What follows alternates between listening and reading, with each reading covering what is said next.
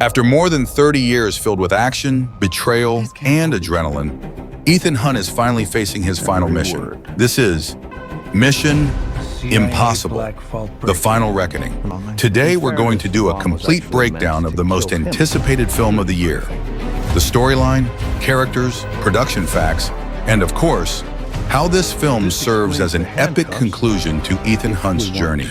So get ready, because this tape will not self-destruct in 5 seconds. Your plan. In the previous film, Dead Reckoning, Ethan Hunt and the IMF team raced against time to stop the entity, an artificial intelligence capable of controlling the world's digital systems. Ethan? To destroy it, they had to find 2 parts of a mysterious cross-shaped key that could unlock access to the AI's core. On this mission, Ethan faces an old enemy named Gabriel, who is also connected to his dark past. He also meets Grace, a master thief who is inadvertently drawn into the global conspiracy. From desert action sequences to battles atop a train, Ethan must choose between saving the world or losing the people he loves.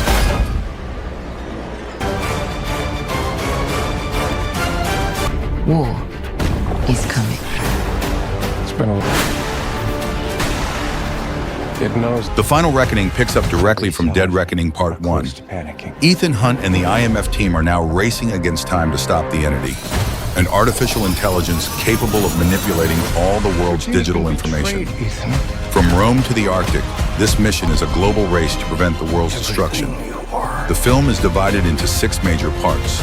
An emotional prologue following the death of Ilsa Faust, the search for the source code from a sunken Russian submarine, internal conflict among the IMF team members, a tense encounter with an old enemy, Gabriel, an epic underwater climax, and an emotional closure for Ethan Hunt. It's not just about explosions and chases, it's also about legacy and personal choices. Each part not only brings tension and action, but also delves into the deepest sides of Ethan Hunt, as an agent and as a human being. First, we are taken to an emotionally charged prologue. Ilsa Faust has fallen. For Ethan, this is more than just losing a partner. It's the loss of love, the loss of hope, the loss of the only calm point in his chaotic life. And this is where old wounds are reopened, wounds that can't be healed just by completing a mission. Then the mission begins. The target, a Russian submarine that sank in the Arctic. Inside lies the key to accessing the core of the entity.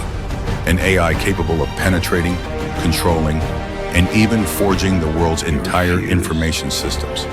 A global race begins. Time is running out. The stakes, the future of humanity.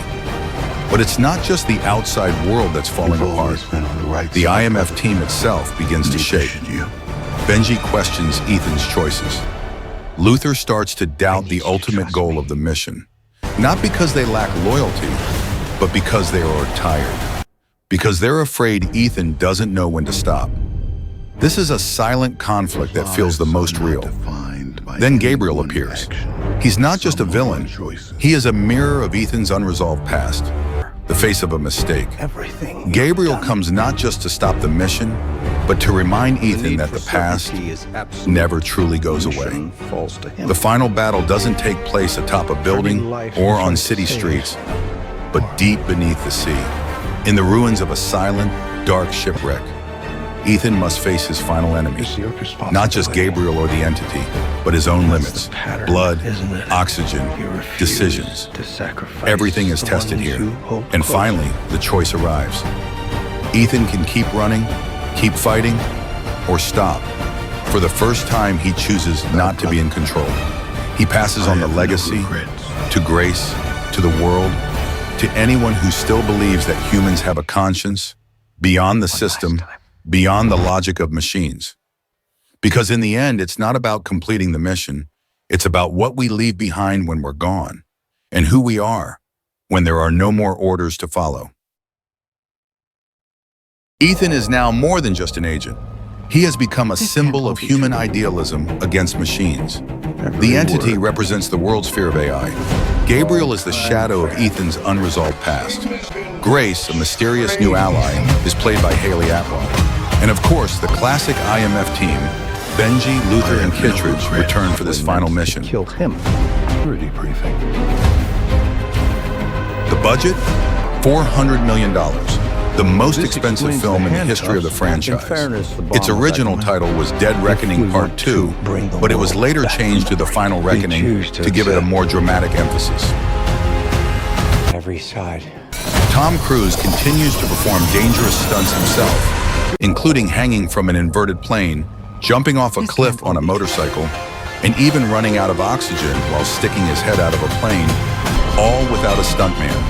And this time, the music is composed by Max Aru and Alfie Godfrey, bringing a new atmosphere that remains grand and intense. The film will premiere at the Cannes Festival on May 14, 2025, and will be officially released in theaters worldwide on May 23, 2025.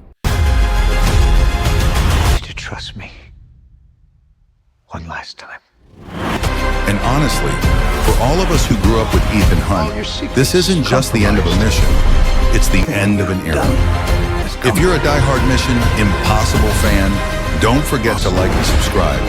Write in the comments, do you think this is truly the end for Ethan Hunt, or just the beginning of something even crazier? Your mission, should you choose to accept it, is to stay tuned.